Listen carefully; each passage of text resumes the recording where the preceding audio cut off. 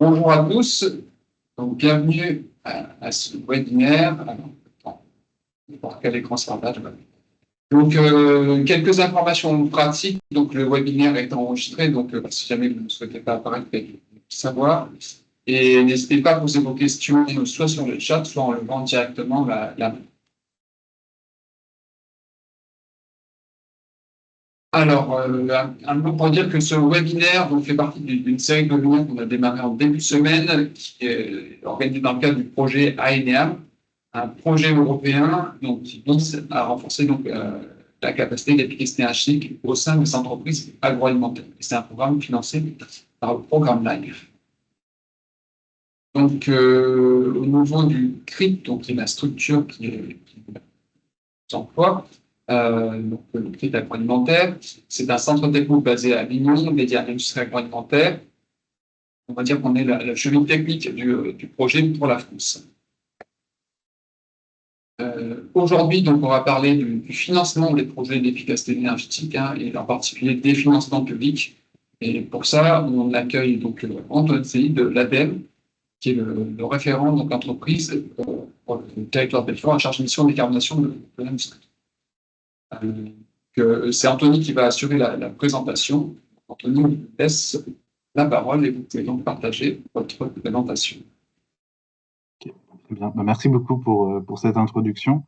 Donc juste peut-être pour compléter, donc j'interviens, je suis basé en Bourgogne-Franche-Comté à Besançon. J'interviens sur le programme Pacte Industrie, donc sur 4 régions, dont la Provence-Alpes-Côte d'Azur, et également voilà, la région Bourgogne-Franche-Comté, Aura et Grand Est. Et donc voilà, je remercie également les organisateurs pour cette invitation à présenter voilà, des dispositifs de financement public, des projets d'efficacité énergétique. Pour commencer très brièvement, donc sans prendre trop de temps, c'est peut-être pour contextualiser un petit peu justement la question de l'efficacité énergétique et peut-être le replacer également dans les enjeux climatiques que l'on connaît bien. Et puis donc l'efficacité énergétique, la décarbonation permet voilà, de répondre, disons, à l'objectif des accords de Paris, de limiter le réchauffement global à 1,5 degré par rapport à l'ère pré-industrielle, et fait partie des objectifs européens et français qui sont inscrits dans des documents nationaux comme la stratégie nationale bas carbone, qui va définir pour les grands secteurs de l'économie des objectifs de réduction des émissions de gaz à effet de serre, donc pour l'industrie.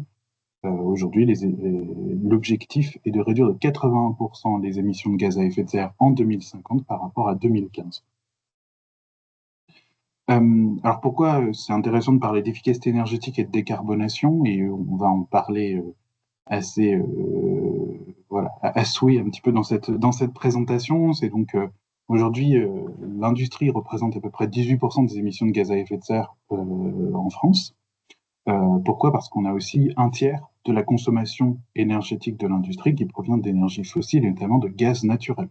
On a à peu près un tiers de gaz naturel qui est quand même une source d'énergie fossile et qui a un facteur d'émission quand même assez important. Et donc, pour pouvoir atteindre ces différents objectifs avec voilà, cet état des lieux que vous avez aujourd'hui, on a une série de documents réglementaires, de textes qui donnent des grandes directions sur les réductions d'émissions de gaz à effet de serre, mais aujourd'hui, on va dire qu'il y a quand même une transformation, la transformation plutôt volontariste pour les entreprises, puisque on voit dans l'efficacité énergétique, dans la réduction de son impact carbone, des opportunités pour les entreprises. Donc ça peut être notamment un enjeu autour de la compétitivité.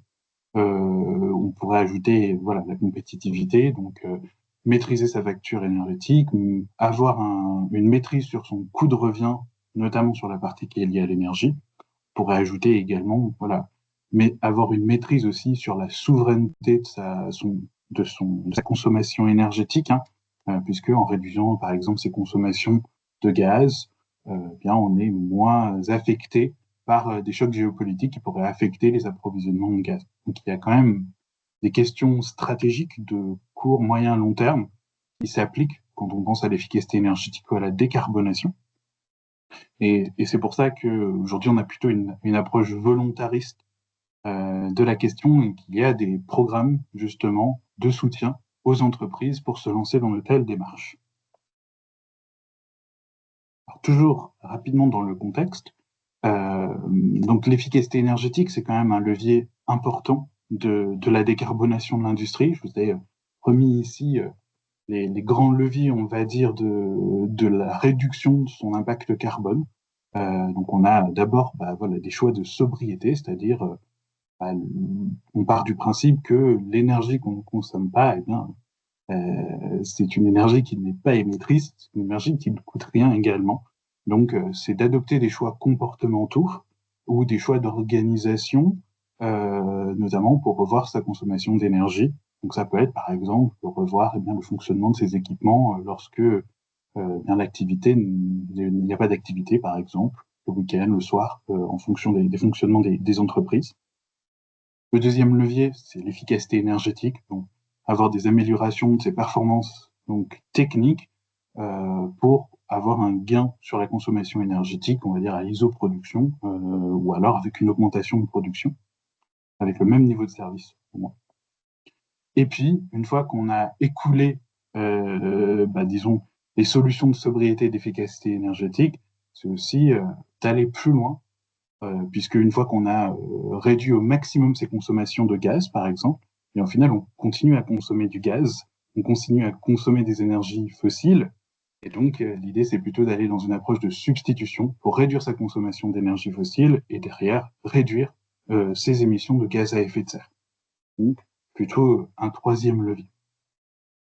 Et on voit que dans ces trois leviers, la question de l'efficacité énergétique bien, est un levier quand même très important pour les entreprises. Alors, où est-ce qu'on peut agir concrètement donc sur les questions d'efficacité énergétique et puis plus largement de réduction de ces émissions de gaz à effet de serre. Donc, on va pouvoir agir au niveau de son site. Donc, l'efficacité énergétique, c'est souvent au niveau voilà, des équipements, des procédés industriels, notamment aussi des utilities.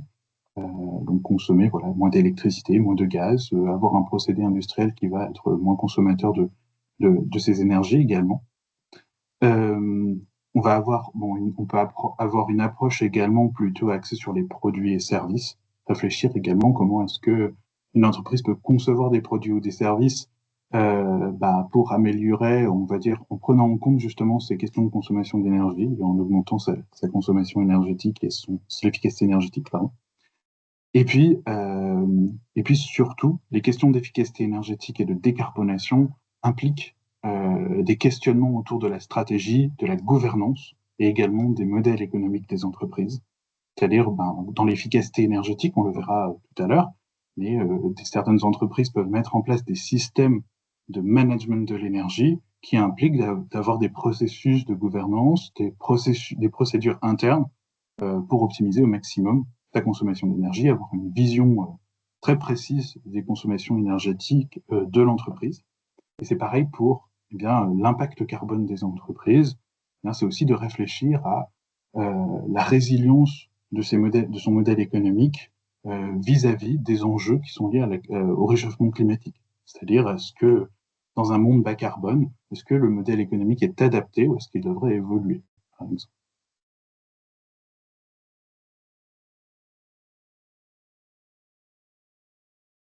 Alors, on a vu jusque-là plus ou moins pourquoi on parle d'efficacité énergétique, on parle de décarbonation de l'industrie.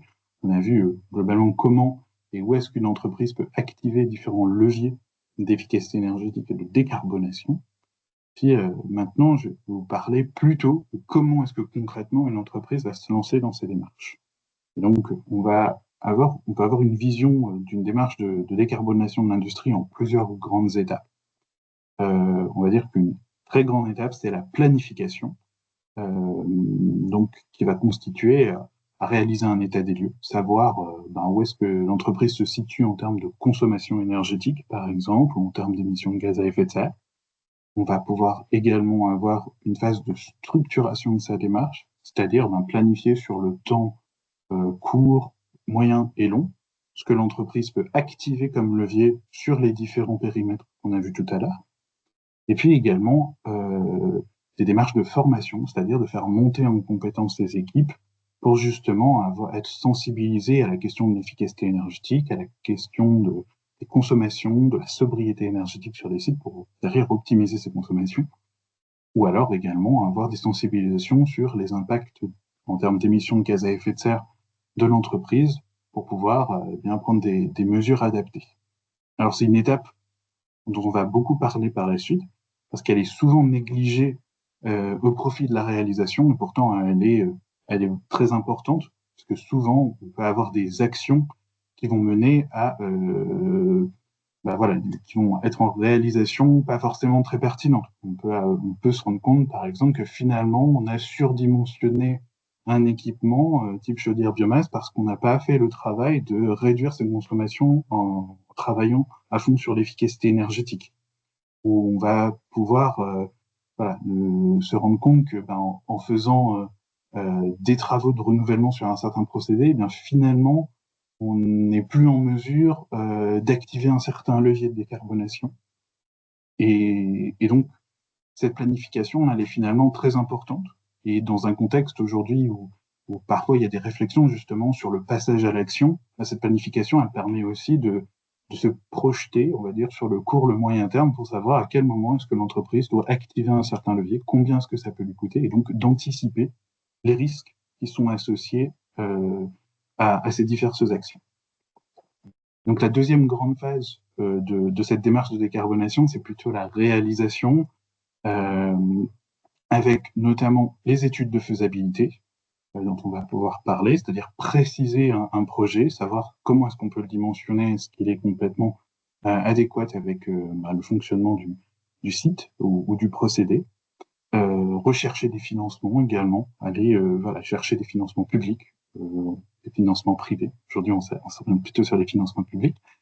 Et puis, ça permet de faciliter l'investissement dans un actif ou le passage à l'action en général, hein, qui ne nécessite pas forcément d'ailleurs des investissements. Mais c'est la dernière brique. Et puis, une brique aussi qui est importante, c'est celle de la valorisation de sa démarche à travers de la certification, l'évaluation, qui permet aussi de démontrer que l'entreprise est engagée dans une démarche d'efficacité énergétique ou alors de réduction de son impact carbone. Alors, pour continuer, je vous propose de passer en revue un petit peu les différents modes de financement qui existent sur cette démarche de décarbonation. Peut-être qu'avant de commencer, si jamais vous avez peut-être des questions a priori, et puis on aura aussi un temps de questions à la fin également, si ça vous va.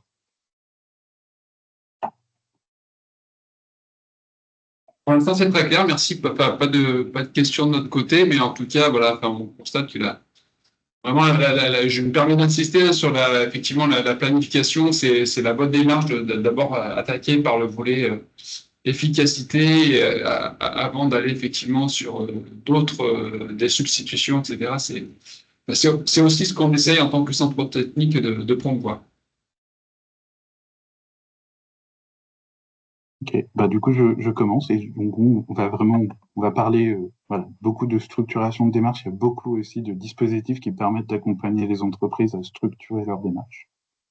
Alors pour commencer, on va dire une des premières actions qu'une entreprise peut mettre en place autour de l'efficacité énergétique, c'est de faire monter en compétence ses équipes.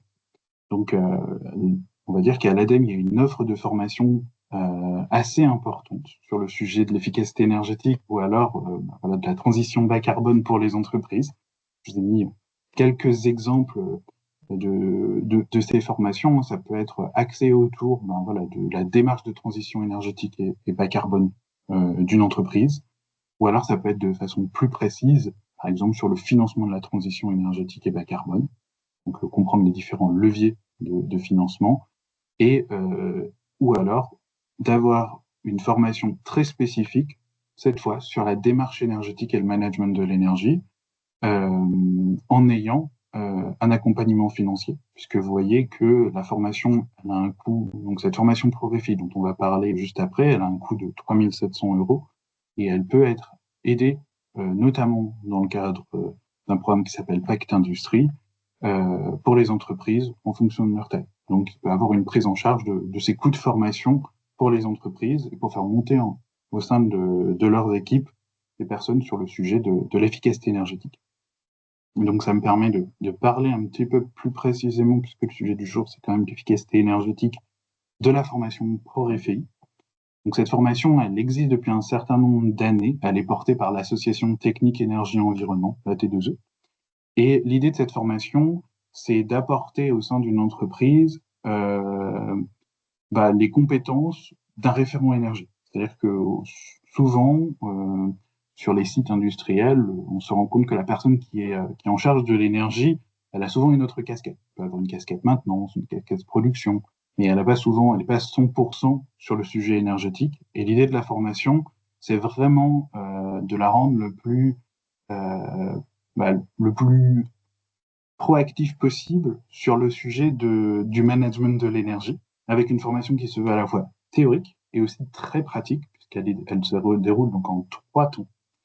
Un temps en e-learning, donc c'est un e-learning d'ailleurs qui est disponible pour tous, qui dure à peu près 6 heures, et où l'idée c'est de comprendre de façon théorique les fondamentaux de l'efficacité énergétique en industrie, de se familiariser justement avec la notion énergétique, les systèmes énergétiques qu'on peut trouver dans des entreprises industrielles.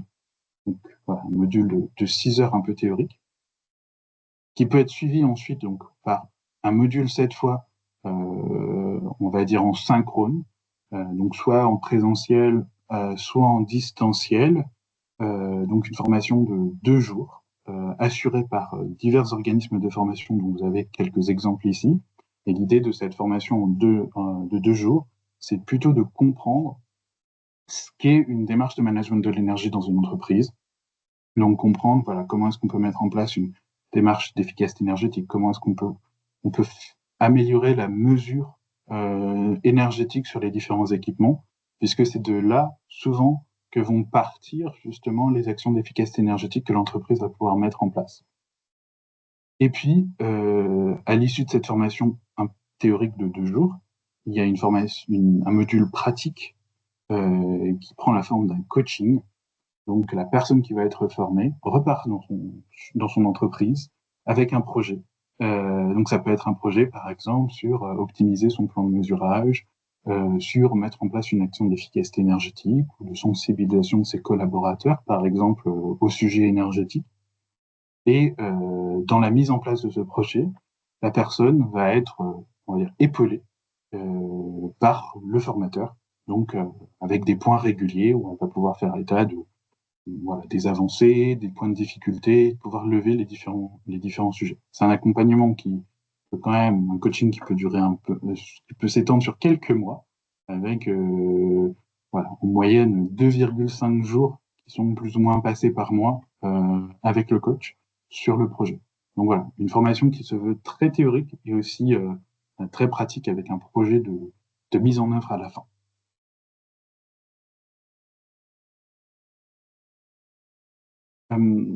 En plus, donc, je vous ai présenté le module de formation complet.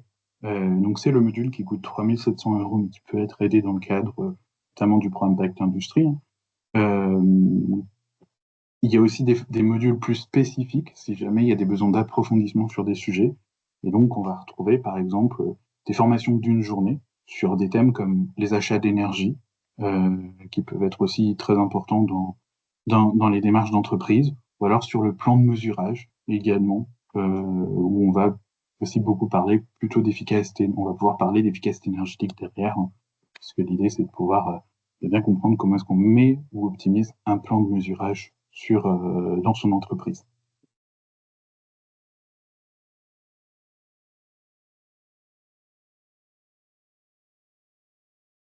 Alors, une fois qu'on a fait monter en compétence ces équipes, alors c'est pas forcément dans cet ordre-là, mais il y a des actions, on va dire, d'état des lieux et de structuration de la démarche qui peuvent être menées en parallèle.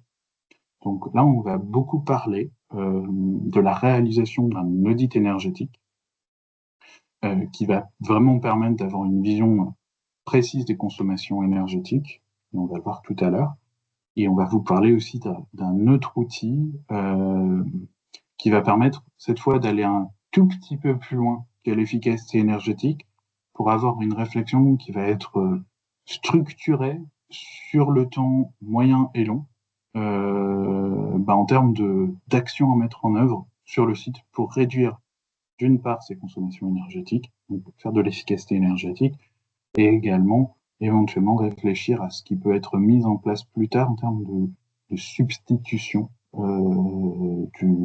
des énergies fossiles notamment. Alors, je parle d'audit énergétique. Donc, l'audit énergétique, c'est vraiment la première étape d'une démarche d'efficacité énergétique. Pourquoi? Parce que ça permet d'avoir une photographie vraiment précise des consommations énergétiques de l'entreprise et de comprendre également comment est-ce que l'entreprise peut améliorer l'efficacité énergétique de son site. Alors pourquoi c'est important? Dans un audit énergétique, il y aura des mesures qui vont être réalisées, donc ça permet d'avoir quand même une vision précise, mesurée des consommations énergétiques, d'identifier quelles sont les utilités qui sont les plus consommatrices d'énergie également. Et puis à la fin de cet audit, souvent il y a un plan d'action. On va retrouver des actions de sobriété énergétique.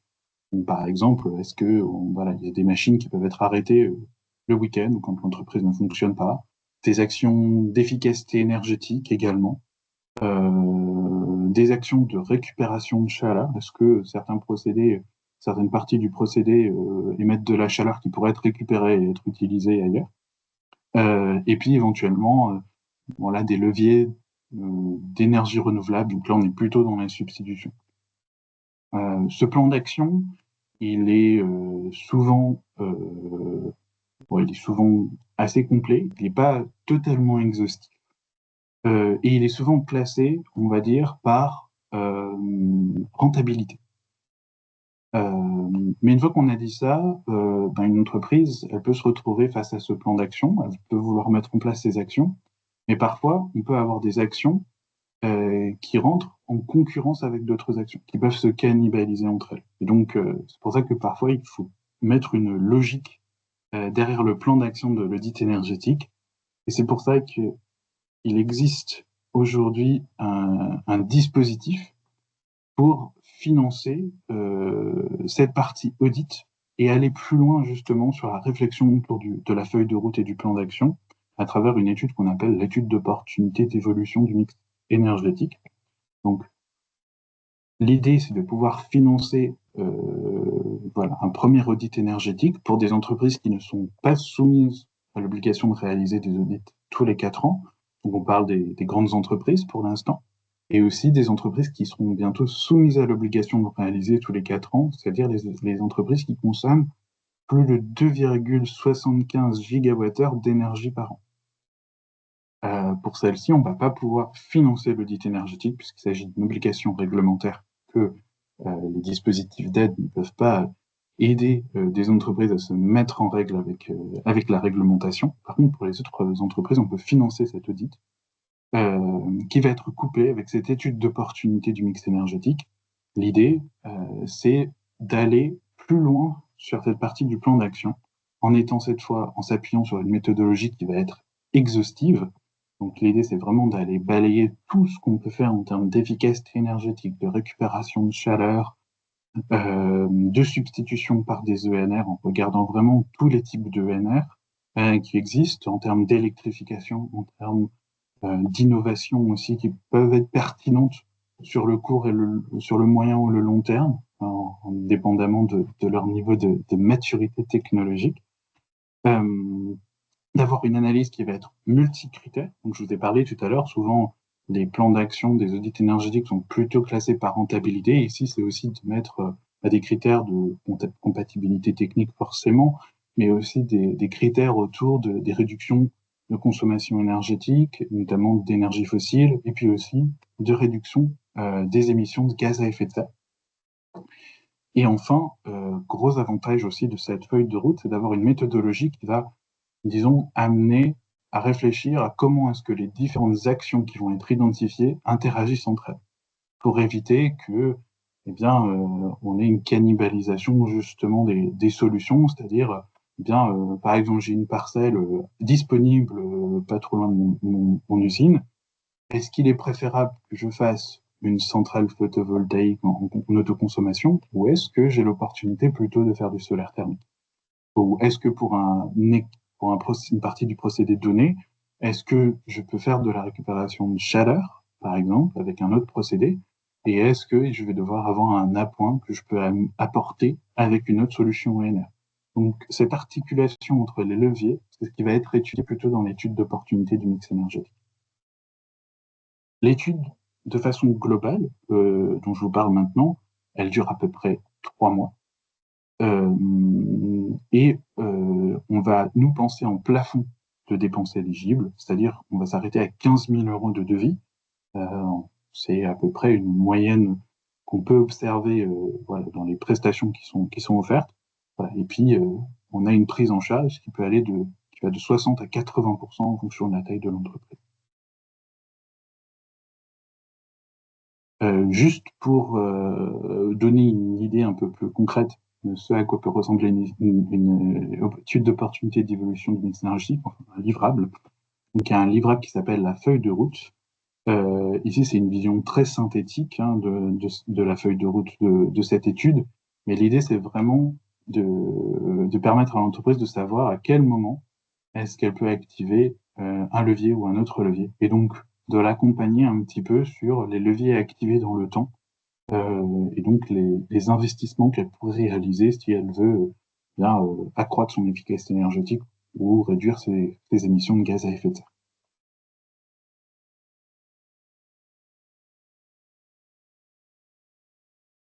Alors, une fois que, on va dire, on a vu cette partie d'audit énergétique, d'études d'opportunité du mix énergétique, si une entreprise a envie d'aller plus loin sur le sujet de l'efficacité énergétique, du management de l'énergie, elle peut mettre en place un système de management de l'énergie et le certifier ISO 50001. Donc, il y a plusieurs avantages à se lancer dans cette démarche. Donc, ça permet notamment de maîtriser les coûts qui sont liés à l'énergie et de réduire sa facture, parce que l'idée derrière d'un système de management de l'énergie, c'est de rentrer dans une logique d'amélioration continue sur la consommation énergétique du site. Donc, ça permet derrière de renforcer sa rentabilité, sa compétitivité. Ça permet aussi de réaliser des veilles, donc de s'informer également des évolutions qui peuvent arriver en termes de technologie, en termes de réglementation, et de mobiliser également ces équipes autour de l'efficacité énergétique. Et pour donc valoriser cette certification ISO 50001, donc on parle d'une certification reconnue internationalement, il existe une prime pour récompenser les entreprises qui iraient jusqu'à l'ISO 50001. Donc cette prime, elle s'appelle ProSMEN, et elle permet d'obtenir une prime qui va jusqu'à 40 000 euros par entreprise pour si elles vont jusqu'à l'ISO 50 000. L'idée de la prime, c'est de couvrir 20% des dépenses énergétiques annuelles du site. Et on s'arrête à 40 000 euros. Donc si la facture est supérieure à 200 000 euros, on s'arrêtera à 40 000 euros. Sinon, ce sera au prorata de la facture énergétique. Et ce qui est important de savoir donc sur cette prime, c'est qu'il y a un calendrier quand même assez contraint, notamment en vue des évolutions réglementaires qui arrivent. Donc, vous savez peut-être que les entreprises qui consomment plus de 23,6 gigawattheures d'énergie par an vont devoir avoir un système de management de l'énergie dans le cadre des nouvelles obligations de la directive efficacité énergétique. Donc pour ces entreprises, si elles sont intéressées par la prime ProSMEN, il faut qu'elles déposent un dossier avant le 1er octobre 2025 et qu'elles obtiennent leur certification, avant le 1er avril 2027. Pour les autres entreprises, elles ont jusqu'au 31 décembre 2027 pour déposer leur pré-dossier. Et puis, elles ont ensuite jusqu'au 31 mai 2028 pour obtenir leur certification et du coup réclamer leur prix. Si vous êtes intéressé par ce dispositif, vous avez un lien. Vous aurez accès aussi à la présentation. Donc, jusqu'ici, on a vu quand même voilà, qu'on peut monter en compétence sur le sujet de l'efficacité énergétique et donc avoir des financements. Qu'on peut réaliser justement un audit combiné à une étude d'opportunité et aussi obtenir des financements pour à travailler justement sur les leviers d'efficacité énergétique concrets à mettre en place dans l'entreprise et également mettre en place un système de management de l'énergie qui va être certifié ISO 50001 et donc obtenir justement cette prime et avoir un système qui permet sur le temps long eh bien d'avoir une réflexion aussi continue on va dire, sur le sujet de l'efficacité énergétique. Et ce n'est pas tout sur ce sujet, puisque peut être toujours intéressant d'avoir l'avis de pairs, hein, donc d'autres référents énergie, d'autres entreprises qui ont aussi des problématiques autour de l'efficacité énergétique. Et c'est pour ça qu'il existe une communauté des référents énergie décarbonation qui est animée aussi par la T2E et qui permet de regrouper l'ensemble des personnes qui, on va dire, touchent au sujet énergie dans les entreprises.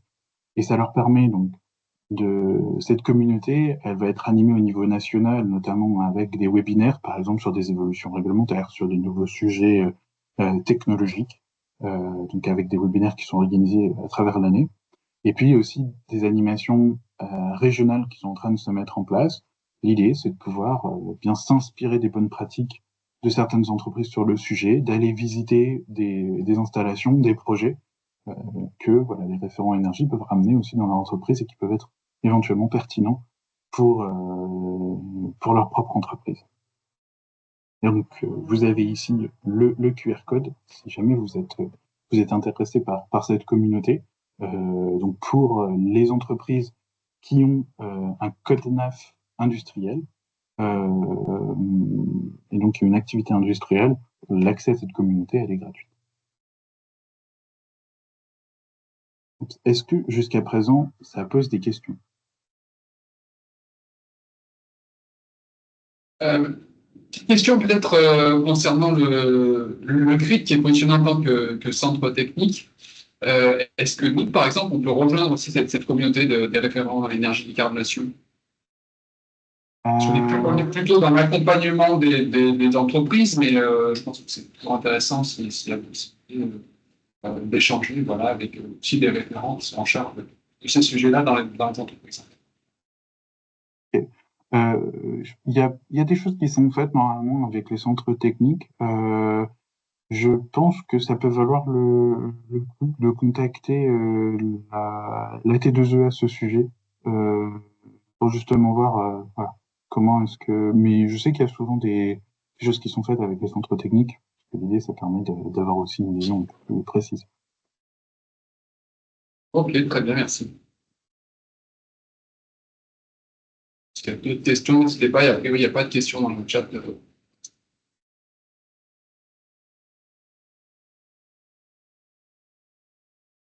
Voilà, de toute façon, il y aura un petit temps d'échange à la fin, au pire. Mais je préfère couper parce que ça peut être un peu dense. Et là, je vous ai beaucoup parlé d'efficacité énergétique et notamment de structuration de démarche. Et j'avais juste un autre outil que je souhaitais présenter peut-être pour aller un petit peu plus loin que le sujet énergétique pour les entreprises. Et donc cette fois, avoir une réflexion plutôt autour de la RSE, de la stratégie bas carbone. Donc là, on va juste un tout petit peu plus loin et ça me permet d'avoir une petite slide concrète. C'est donc l'ADEME a mis en place un cadre méthodologique qui s'appelle ACT, pour Accelerate Climate Transition. C'est un cadre méthodologique donc, qui permet à une entreprise de se lancer dans une démarche pour construire une stratégie bas carbone. L'idée, c'est d'avoir une stratégie qui soit ambitieuse, c'est-à-dire qui permette à l'entreprise, on va dire, d'atteindre des objectifs qui sont en accord avec les trajectoires scientifiques pour atteindre les objectifs des accords de Paris. Et puis d'intégrer cette stratégie et cette feuille de route au fonctionnement de l'entreprise. Et donc de vraiment inscrire la question de la stratégie bas carbone dans le questionnement stratégique de l'entreprise. Et comment est-ce que cette méthodologie va faire pour justement amener l'entreprise à avoir cette réflexion, bien, on va disons avoir une démarche en 5 grandes étapes, hein. Donc, de définir des objectifs qui sont assez ambitieux vis-à-vis des trajectoires scientifiques, de savoir justement de définir comment est-ce que l'entreprise compte y arriver avec des jalons, de façon jalonnée pour pouvoir justement atteindre cet objectif. Bien prendre en compte également ce qu'elle a pu déjà faire jusqu'à présent sur le sujet, qu'est-ce qu'elle envisage également de faire en termes de stratégie, hein, parce que, par exemple, ouvrir une nouvelle usine ou s'implanter sur un nouveau marché ou dans une nouvelle zone géographique, ça peut aussi avoir des impacts sur ces émissions de gaz à effet de serre, pas directes et aussi indirectes. Et puis, d'avoir une approche qui soit cohérente, c'est-à-dire, comme je vous disais tout à l'heure, pas nécessairement avoir un plan où on annonce de vouloir justement réduire ses émissions au maximum, et de l'autre côté, avoir des plans dissonants où on augmenterait de façon exponentielle sa production industrielle. Donc de réfléchir justement à comment est-ce qu'on peut allier les deux. Et pour cela, la méthodologie, elle va permettre d'aller interroger bien tout ce qui fait le fonctionnement d'une entreprise, c'est-à-dire sa politique d'investissement matériel, sa politique de recherche et de développement et d'innovation. Donc comment est-ce qu'elle peut mettre ça justement au service de sa transition bas carbone? À quel point est-ce que à date ces modules sont adaptés à sa transition bas carbone, à ses objectifs? Regarder aussi quelle est la performance des produits en termes de carbone. Donc réfléchir également comment est-ce qu'on peut optimiser la performance carbone des produits.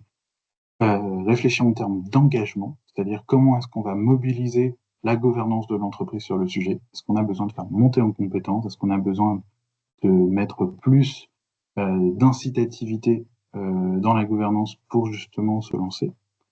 Comment est-ce qu'on peut engager ses fournisseurs? Donc travailler aussi en amont de sa chaîne de valeur pour justement engager ses fournisseurs dans ces démarches. Qu'est-ce qu'on peut faire également avec ses clients? Comment est-ce qu'on peut travailler avec ses clients? Et puis, enfin, comment est-ce que, justement, on peut réfléchir à son modèle économique? Je vous en parlais au début, hein, c'est-à-dire savoir est-ce que son modèle économique est résilient face à un monde bas carbone? À quoi va ressembler, en fait, l'entreprise dans un monde bas carbone? Qu'est-ce qu'elle va vendre? Est-ce qu'elle va le vendre sur les mêmes marchés, dans les mêmes endroits, de la même façon? Et est-ce que ces produits, ces services sont compatibles avec un monde bas carbone? Donc ça, c'est toutes des questions qui sont abordées justement dans ce cadre méthodologique. L'idée, c'est vraiment de permettre à l'entreprise de se re-questionner, de se projeter aussi dans un monde bas carbone et donc d'anticiper le changement pour pouvoir se lancer. Donc on est sur une démarche qui dure 12 à 18 mois. C'est 12 à 18 mois d'accompagnement. Et c'est une démarche qui peut être financée par l'ADEME. Donc, je vous ai mis ici le coût moyen, c'est 30 000 euros. On est plutôt autour de 25 000 euros dans les faits, hein, quand on benchmark au niveau des structures qui accompagnent les entreprises. Et puis l'aide, elle peut aller jusqu'à 24 000 euros, puisque pareil, on peut donner une aide qui est soit de 60 euros, 60% pour les grandes entreprises, 70 pour les moyennes et 80 pour les petites entreprises. Et donc, ça peut être aussi un outil, cette fois peut-être pour aller plus loin que la décarbonation de l'industrie. Et si jamais aussi le CRIT agroalimentaire PACA est référencé sur Act. Donc voilà, si jamais vous voulez ajouter quelque chose, n'hésitez pas. Oui, tout à fait. Merci.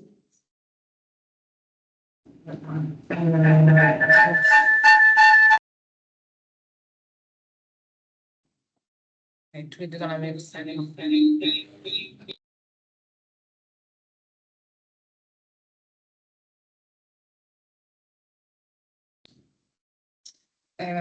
C'est moi qui suis référencée pour la partie acte pas à pas, donc qui peut être mis en place dans le cadre de Pacte Industrie. Et généralement, c'est vrai que les entreprises vont se lancer après la réalisation d'un bilan de gaz à effet de serre, pour lequel aussi je peux accompagner les industries agroalimentaires Ça permet aussi d'avoir un suivi, on va dire, sur le long terme avec l'entreprise et donc de bien connaître l'activité de l'entreprise, ce qui permet de mieux accompagner sur toute la partie stratégie. Donc, si vous avez des questions après ultérieurement sur cette partie-là aussi, n'hésitez pas à revenir vers nous.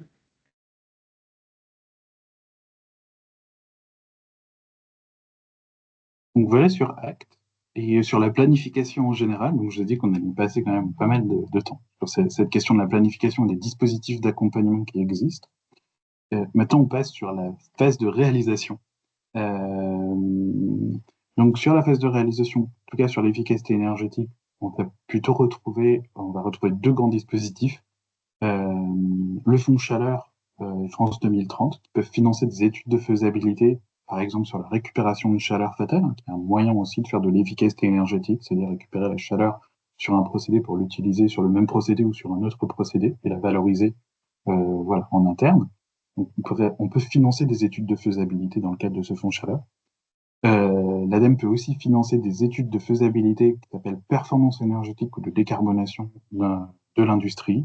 Donc pareil, hein, c'est-à-dire s'il y a un projet d'efficacité énergétique assez significatif au sein de l'entreprise, de pouvoir justement étudier sa faisabilité, de pouvoir bien le dimensionner. Donc ces études de faisabilité sont aussi financées par l'ADEME. Et puis vous avez là plutôt sur la partie substitution d'autres sujets qui sont couverts par le fonds chaleur qui peuvent être bénéficiés de financement. Je n'y attarderai pas trop. Et puis vous avez également le moyen d'être accompagné et coaché par des consultants qui sont référencés par l'ADEME pour aller chercher des financements et donc de répondre par exemple à des problématiques autour de la gestion des risques financiers ou extra-financiers de projets d'efficacité énergétique, d'optimisation de la rentabilité, de montage de plans de financement.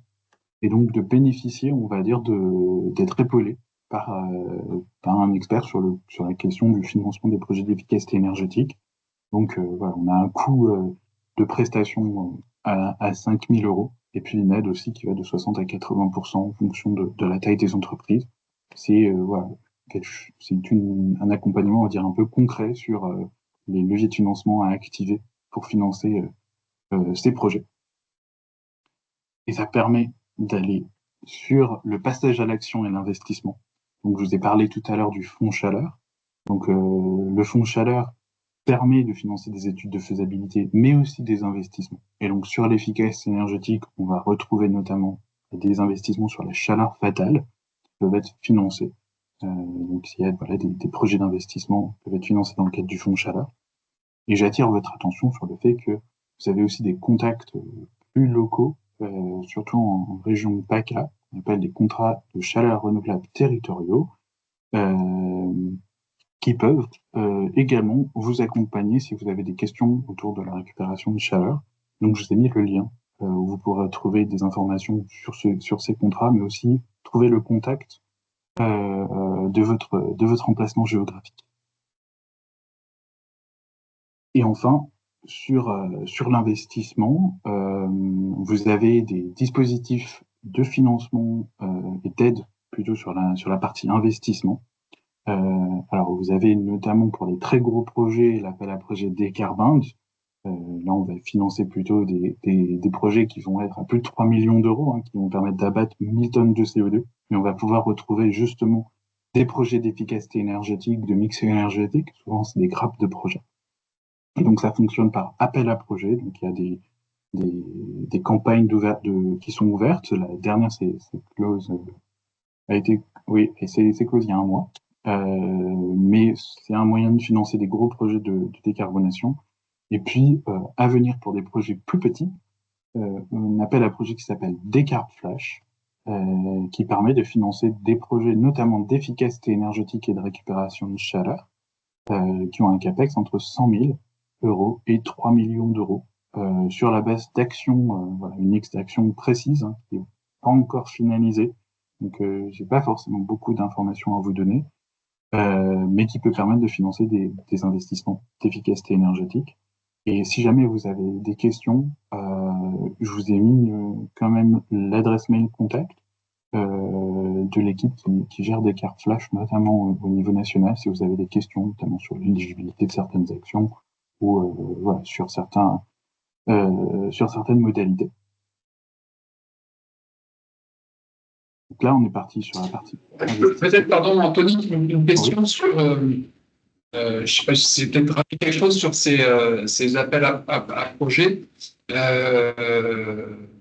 est le taux de financement du coup sur ce type sur des cartes flash en particulier? Parce que voilà, nous, on est plutôt dans les PME, donc ça va plutôt être sur des cartes flash qui va nous concerner.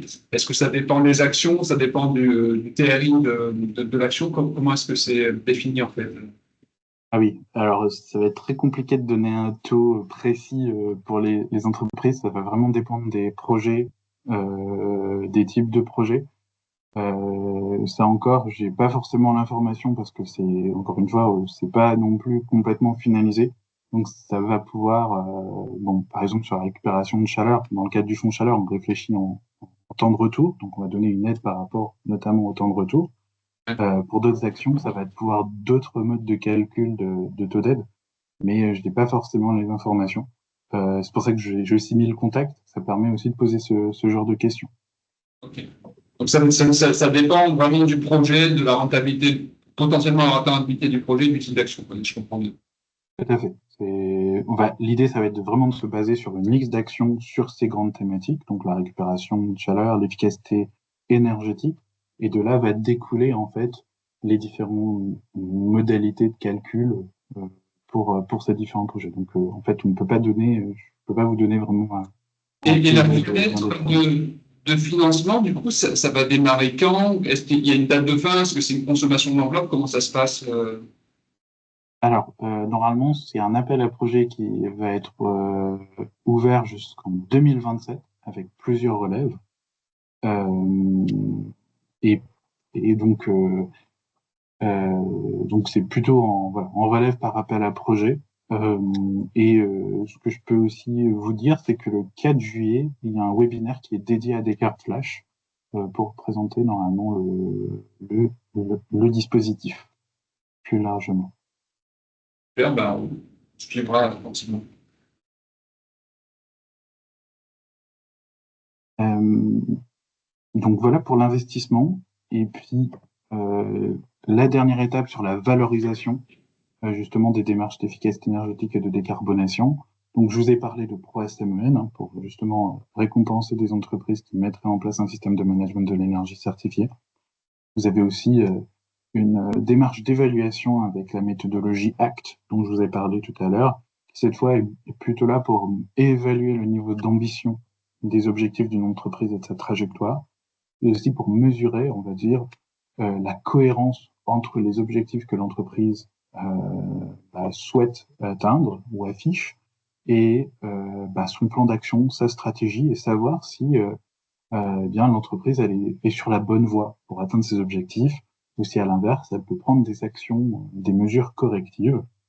Donc on est sur un accompagnement qui est beaucoup plus court parce que c'est une évaluation, qui coûte à peu près 5 000 euros, c'est notre plafond d'aide, et avec un taux d'aide qui va de 60 à 80% également en fonction de la taille de l'entreprise.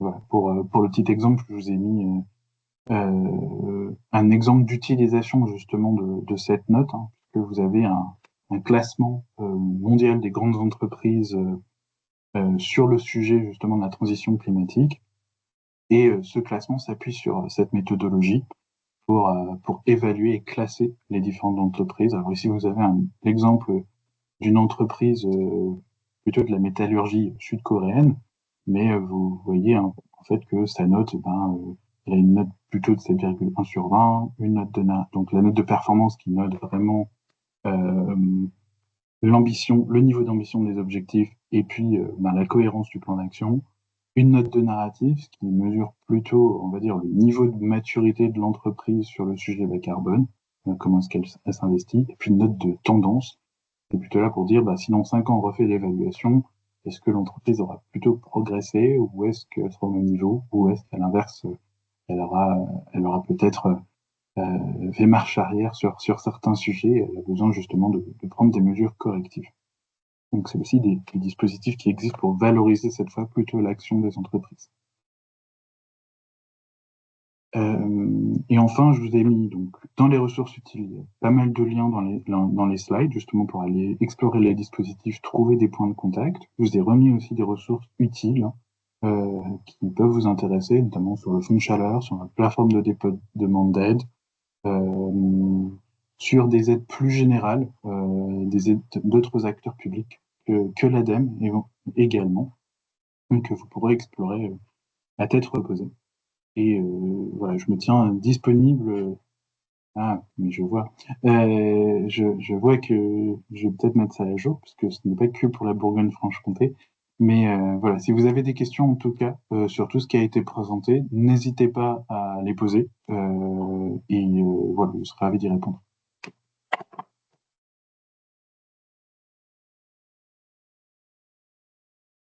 Merci.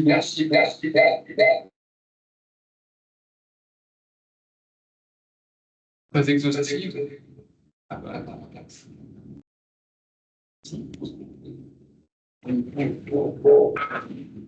Pardon, avec les deux ordinateurs dans la même pièce, on a toujours des difficultés. Ouais, merci beaucoup, Anthony, pour cette présentation. C'était très riche, mais aussi très clair. Voilà, on sait qu'il y a eu un flottement ce début d'année sur le financement, donc c'est bien d'avoir un peu de vision là, sur ce qui est possible, même si on n'a pas encore finalement toutes les réponses. Peut-être un mot aussi pour dire que finalement, toute la structuration que vous avez présentée, on la retrouve de manière très simplifiée aussi dans les webinaires que l'on propose. Et donc demain, on a une journée qui est plutôt orientée sur la décarbonation d'ailleurs. On parlera, je crois que c'est demain matin, plutôt l'aspect bilan carbone. Et l'après-midi, on fera une présentation aussi d'une étude qui a été réalisée par le CTCPA et l'Alliance Alice sur la décarbonation de l'industrie agroalimentaire dans laquelle je suis intervenu. Donc, on donnera vraiment l'approche et que vous avez présentée de manière un petit peu globale. Là, on donnera des cas d'études. Concrètement, comment on met en œuvre une démarche de décarbonation, quelle est la bonne stratégie à adopter. Et comme vous l'avez dit, effectivement, il y a des fois des pistes qui peuvent se cannibaliser l'une l'autre. Donc, c'est important d'avoir une démarche cohérente. Et ce qu'on constate sur le terrain, c'est qu'il y a parfois la volonté d'agir, pas toujours dans le bon sens. Donc, c'est vrai qu'en voulant, par exemple, on voulant électrifier les procédés sans avoir travaillé en amont sur l'efficacité énergétique, auquel cas, donc, ça rend la chose très coûteuse. Donc, voilà, ça, c'est aussi donc, le projet. Donc, le projet nous a permis finalement de remonter ces choses-là, parce que la partie vraiment décarbonation est très récente dans notre entreprise. Voilà, mais en tout cas, merci beaucoup pour cette présentation. N'hésitez pas si vous avez encore des questions pour Anthony qui est présent. Et en tout cas, on diffusera donc votre présentation du webinaire, on l'a indiqué en replay, donc pour et donc, on va diffuser un sondage à l'instant qui va vous permettre de répondre à quelques questions pour avoir votre perception sur ce webinaire. Donc, merci d'y répondre. Et puis, à très bientôt. Donc, demain matin, enfin, demain avec deux webinaires, un matin. Demain matin. Voilà, une semaine riche. Et un après-midi sur le décarbonation de l'industrie. Voilà, alors, je crois qu'il y a peut-être un commentaire. C'est une question. C'est le sondage. Ah, c'est le sondage. Ok. Eh bien, merci beaucoup. On va pouvoir donc clôturer la réunion et on vous laisse répondre tranquillement au sondage. Merci pour votre participation. Merci. Merci à tous.